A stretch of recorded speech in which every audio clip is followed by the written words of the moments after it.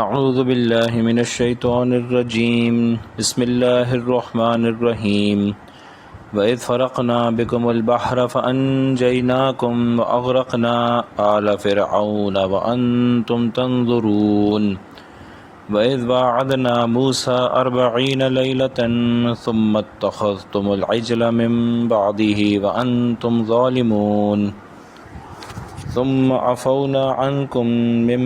بعد ذلك لعلكم تشكرون وإذ آتينا موسى الكتاب والفرقان لعلكم تهتدون وإذ قال موسى لقومه يا قوم إنكم ظلمتم أنفسكم باتخاذكم العجل فتوبوا إلى بارئكم فاقتلوا أنفسكم ذلكم خير لكم عند بارئكم فتاب عليكم إنه هو التواب الرحيم۔ سورۃ البقرہ آیات 50 تا 54۔ ترجمہ ہے، اور جب پھاڑ دیا ہم نے تمہاری وجہ سے دریا کو، پھر بچا دیا ہم نے تم کو اور ڈبو دیا فرعون کے لوگوں کو، اور تم دیکھ رہے تھے۔ اور جب ہم نے وعدہ کیا موسیٰ علیہ السلام سے 40 رات کا، پھر تم نے بنا لیا بچھڑا موسیٰ علیہ السلام کے بعد اور تم ظالم تھے۔ پھر معاف کیا ہم نے تم کو اس پر بھی تاکہ تم احسان مانو۔ اور جب دی ہم نے موسیٰ علیہ السلام کو کتاب اور حق کو ناحق سے جدا کرنے والے احکام تاکہ تم سیدھی راہ پاؤ۔ اور جب کہا موسیٰ علیہ السلام نے اپنی قوم سے، اے قوم، تم نے نقصان کیا اپنا یہ بچھڑا بنا کر، سو اب توبہ کرو اپنے پیدا کرنے والے کی طرف اور مار ڈالو اپنی اپنی جان، یہ بہتر ہے تمہارے لیے تمہارے خالق کے نزدیک۔ پھر متوجہ ہوا تم پر، بے شک وہی ہے معاف کرنے والا نہایت مہربان۔ ان آیات میں اللہ تعالیٰ شانہ بنی اسرائیل پر کیے گئے اپنے احسانات کی یاد دہانی کروا رہے ہیں، اور یاد دہانی مدینہ منورہ میں رہائشی یہود جو حضور اکرم صلی اللہ علیہ وسلم کی ہجرت کے بعد وہاں موجود تھے ان کو خطاب ہے۔ اور یہ جو احسان جتلانے کا مقصد ہے وہ یہ ہے کہ یہود جو ہیں وہ تورات میں جو حضور پاک صلی اللہ علیہ وسلم کی نشانیاں لکھی ہوئی تھیں، اور یہود نے جو عہد کیا تھا کہ وہ اللہ کے نبی کے آنے کے بعد ان پر ایمان لے آئیں گے، تو یہود جو ہے اس وعدے کو پورا کریں اور اللہ کے نبی محمد صلی اللہ علیہ وسلم پر ایمان لے کر آئیں۔ چنانچہ پہلا جو اللہ تعالیٰ اپنا جو احسان کیا ان پر وہ جو بتا رہے ہیں وہ واقعہ ہے جب موسیٰ علیہ السلام فرعون کے ظلم سے اپنی قوم کو خفیہ طور کے اوپر اللہ کے حکم سے لے کر نکلے، اور یہ نکلنا ان کا شہر مصر سے تھا۔ تو اللہ فرما رہے ہیں وَإِذْ فَرَقْنَا بِكُمُ الْبَحْرَ، یہ بہت بڑا معجزہ تھا کہ ہم نے تمہارے لیے دریا کو پھاڑ ڈالا، یعنی اس میں سے راستے بنا دیے۔ فَأَنْجَيْنَاكُمْ، اور پھر ہم نے تمہیں اس میں سے نجات بھی دی، یعنی راستے بنا دینا یہ ایک الگ احسان تھا، اور پھر اس میں سے گزروا دینا یہ اللہ کی طرف سے ایک الگ ان پر انعام تھا۔ وَأَغْرَقْنَا آلَ فِرْعَوْنَ، اور یہ تیسرا انعام تھا کہ سب سے بڑا جو ان کا دشمن تھا یہودیوں کا، بنی اسرائیل کا، وہ فرعون تھا جس نے ان کے اوپر طرح طرح کے مظالم ڈھا رکھے تھے۔ تو اللہ تعالیٰ شانہ نے یہودیوں کی طرف سے، بنی اسرائیل کی طرف سے بدلہ لیا اور فرعون اور اس کے لشکر کو، اس کے آدمیوں کو غرق کر دیا دریا میں۔ وَأَنْتُمْ تَنْظُرُونَ، اور یہ اللہ تعالیٰ سبحانہ تعالیٰ نے بتایا کہ یہ تمہارے سامنے ہو رہا تھا، ایسا نہیں کہ تم موجود نہیں تھے، بلکہ تم دیکھ رہے تھے کہ اللہ کا کتنا بڑا تمہارے پر احسان ہوا، کتنا بڑا معجزہ پیش آیا، اور کتنے بڑے کتنی بڑی مدد کے ساتھ اللہ تعالیٰ شانہ نے تمہیں دریا سے پار کروا دیا اور فرعون سے تمہاری جان چھٹ گئی۔ مزید اللہ فرما رہے وَإِذْ وَعَدْنَا مُوسَىٰ 40 لَيْلَةً، اب اس میں واقعہ یہ پیش آیا کہ جب دریا پار کر گئے اور ایک جگہ پر، مقام پر جو ہے وہ تھوڑا سا رہائش اختیار کی، تو ان کا یہ دل چاہا بنی اسرائیل کا کہ کسی شریعت پر ہمیں عمل کرنا چاہیے، تو انہوں نے موسیٰ علیہ السلام سے درخواست کی۔ موسیٰ علیہ السلام نے اللہ تعالیٰ شانہ سے دعا مانگی،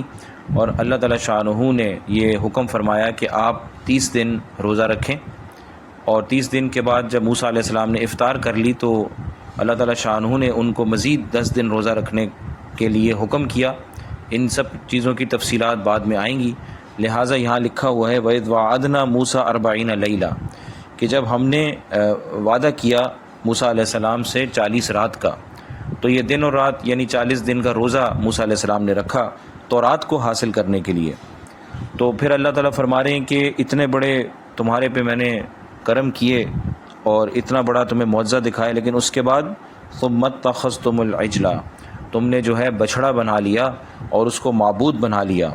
یعنی من بعد ہی موسیٰ علیہ السلام کے کوہ طور پر جانے کے بعد جہاں وہ تورات حاصل کرنے گئے تھے، اس کے بعد تم نے ان کے پیچھے بچھڑا بنا لیا اور اس کو معبود بنا لیا۔ وَأَنْتُمْ ظَالِمُونَ، اور واقعی میں یہ تم نے بہت ہی ظلم والا کام کیا۔ تو اس کی تفسیر اس طرح سے ہے کہ سامری ایک شخص تھا، تو جب یہ دریا پار کر رہے تھے تو روایات میں آتا ہے کہ جبرائیل علیہ السلام کے گھوڑے کے پیروں کے نیچے سے سامری نے کچھ مٹی لے لی تھی، اور جب آگے بنی اسرائیل نے رہائش اختیار کی تو ان کے پاس جو سونا چاندی تھا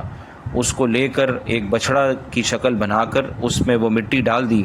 تو وہ چونکہ فرشتے کے نسبت تھی مٹی کی، تو اس کے اندر بچھڑے نے کچھ آوازیں نکالنا شروع کر دیں۔ تو جو بنی اسرائیل کمزور ایمان والے تھے وہ یہ سمجھے کہ بھئی یہ تو معبود ہے اور اسی کی عبادت کرنی چاہیے، تو کچھ لوگ بنی اسرائیل میں سے بچھڑے کی عبادت کرنے لگ گئے۔ اللہ فرما رہے ہیں وَأَنْتُمْ ظَالِمُونَ، یہ تم نے بہت بڑا ظلم کیا، یعنی اتنا بڑا معجزہ اپنی آنکھوں سے دیکھنے کے بعد وَأَنْتُمْ تَنْظُرُونَ، تم نے جو ہے کچھ ہی عرصے میں بچھڑا بنا کر اللہ کی ذات کے ساتھ شرک شروع کر دیا، تو یہ بہت بڑا شرک، بہت بڑا جو ہے تم نے ظلم کیا۔ لیکن پھر اللہ تعالیٰ پھر اپنا ایک احسان جتلا رہے ہیں ثُمَّ عَفَوْنَا عَنْكُم مِّن بَعْدِ ذَلِكَ، کہ پھر بھی ہم نے تمہارے ساتھ درگزر والا معاملہ فرمایا، حالانکہ یہ ایسا گناہ تھا کہ اس کے اوپر پوری قوم کو ہلاک کر دینا چاہیے تھا، کہ اتنے بڑے معجزہ دیکھنے کے بعد بھی اللہ کی ذات کے ساتھ جو شرک کرے تو اس کی سزا تو موت ہی ہونی چاہیے۔ لیکن اللہ فرما رہے ہیں ثم عفونا، کہ ہم نے جو ہے وہ تمہیں معاف کر دیا، لعلکم تشکرون، تاکہ تم شکر گزار بنو، یعنی تم دین پر چلنے والے بنو، تم ہدایت یافتہ بنو۔ تو جب بھی کسی کے ساتھ کوئی بڑا اچھا معاملہ کیا جاتا ہے تو پھر اس سے امید بھی ہوتی ہے۔ تو اللہ تعالیٰ شانہ یہ احسان کے طور کے اوپر بتلا رہے ہیں کہ ہم نے تمہارا گناہ معاف کرنے کی سبیل نکالی، ورنہ تو حکم یہ ہونا چاہیے تھا کہ بھئی پوری قوم کو جو ہے سوائے چند لوگوں کے پوری قوم کو ہلاک کر دیا جاتا ہے، کہ یہ قوم نے دیکھا بھی اور اس کو روکا کیوں نہیں۔ تو لیکن اللہ تعالیٰ فرما رہے ہیں کہ ہم نے درگزر کیا، اور اس امید سے کیا کہ تم اللہ تعالیٰ شانہ کے شکر گزار بنو گے کہ اللہ نے ہمارے پہ کتنے احسانات کیے۔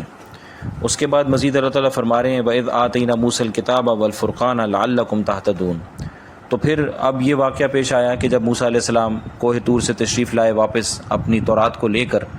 تو انہوں نے جب یہ معاملہ دیکھا تو ظاہر سی بات ہے وہ بہت پریشان ہوئے،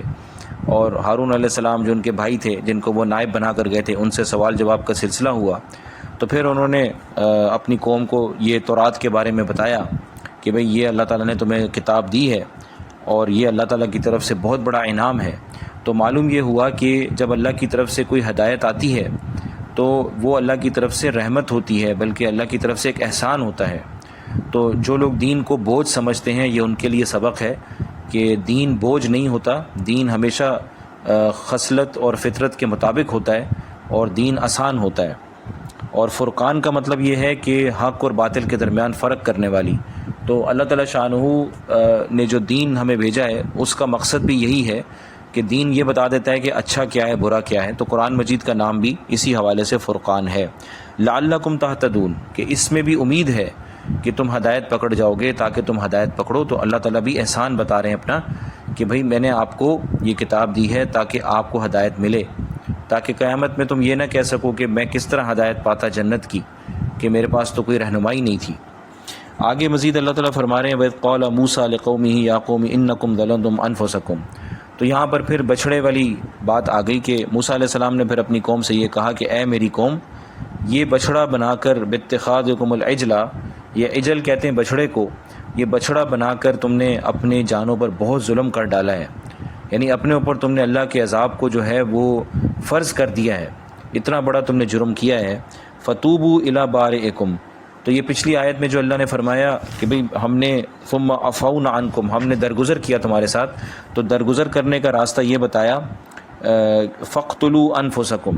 کہ جن لوگوں نے بچھڑے کی عبادت کی ہے ان کو وہ لوگ قتل کریں گے جنہوں نے بچھڑے کی عبادت نہیں کی، اور ذالکم خیر لکم عند بارئکم، تو موسیٰ علیہ السلام فرما رہے کہ یہ جو سزا ہے یہ تمہارے بارئکم یعنی تمہارے پیدا کرنے والے کے ہاں یہ بہت بہتر سزا ہے تمہارے لیے، ورنہ اس سے بھی بری سزا کہ تم حقدار تھے، لیکن جب تم قتل کر دیے جاؤ گے تو تمہارا یہ جو گناہ ہے بچھڑے کی عبادت کا یہ معاف ہو جائے گا، اور جو پیچھے لوگ ہیں ان سے بھی اگر کوئی کوتاہی ہوئی ہے وہ بھی معاف ہو جائے گی، اور اس طرح پھر اللہ تعالیٰ تم سے راضی ہو جائیں گے اور تمہیں جنت جو ہے وہ جو مر گئے ہیں ان کو انشاءاللہ تعالیٰ جنت مل جائے گی۔ تو اس میں یہ سوال پیدا ہو سکتا ہے کہ یہ جو سزا ہے یہ بڑی سخت ہے، اس میں قتل تو نہیں ہونا چاہیے تھا، لیکن اللہ تعالیٰ حکیم ہے، اللہ تعالیٰ کا کوئی بھی حکم جو ہے وہ کسی بھی امت کے لیے وہ پورا عقل کے مطابق ہوتا ہے، وہ پورا جو ہے حکمت کے مطابق ہوتا ہے، اور بہت دفعہ ایسا ہوتا ہے کہ انسان اس کی حکمت اور عقل جو ہے وہ نہیں سمجھ سکتا کیونکہ انسان کی استطاعت نہیں ہے، تو لہٰذا ہمارا یقین اور عقیدہ یہی ہے کہ یہ جو طریقہ تھا ان کی توبہ کا یہ بہترین تھا اور ان کے لیے یہی چیز مناسب تھی جنت میں جانے کے لیے۔ فتاب علیکم، تو اللہ تعالیٰ شانہ نے پھر ان کو معاف کر دیا، اللہ ان پر متوجہ ہوا۔ تابہ کا مطلب ہوتا ہے کہ بھئی متوجہ ہونا، تو توبہ قبول ہو جاتی ہے تو اللہ متوجہ ہوتے ہیں، توبہ قبول ہو جاتی ہے۔